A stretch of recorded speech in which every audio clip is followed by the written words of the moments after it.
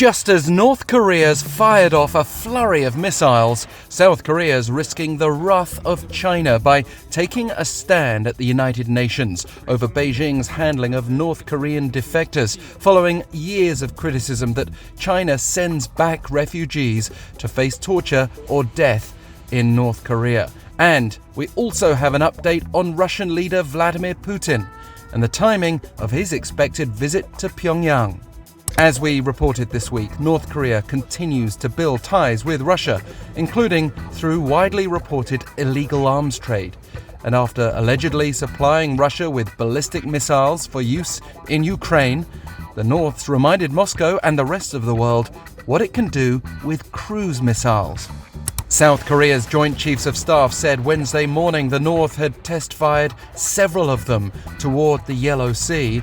While we've seen ballistic missiles fired by North Korea this year, it hasn't test-launched cruise missiles since last September, when it turned out they were of the long-range strategic variety equipped with mock nuclear warheads.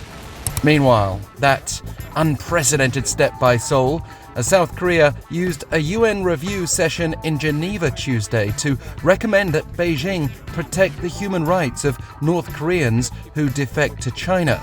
This was China's fourth Universal Periodic Review, which is a human rights assessment that all UN member states go through every 4.5 years. However, South Korea had never raised the issue of North Korean defectors' human rights during a review of China before. The South's ambassador to the UN office in Geneva called on China not to forcibly repatriate North Korean defectors, as Beijing's bound by UN conventions that should prevent the forced return of anyone at risk of persecution. North Korean defectors, who Pyongyang's referred to as human scum, are welcomed by South Korea, but China's defended sending them back to the north when claiming so-called North Korean defectors entered illegally for economic reasons. But having targeted South Korean companies and tourism in the past when upset with Seoul, it remains to be seen how China will now respond to the South's latest stance in Geneva. It also remains to be seen when Russian President Vladimir Putin will visit North Korea.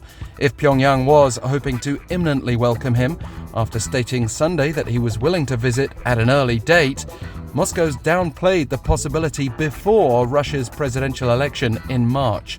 While Putin's virtually guaranteed to be re-elected, a Kremlin spokesperson described his expected trip to the north as a longer-term plan compared with his anticipated visit to Turkey in the near future.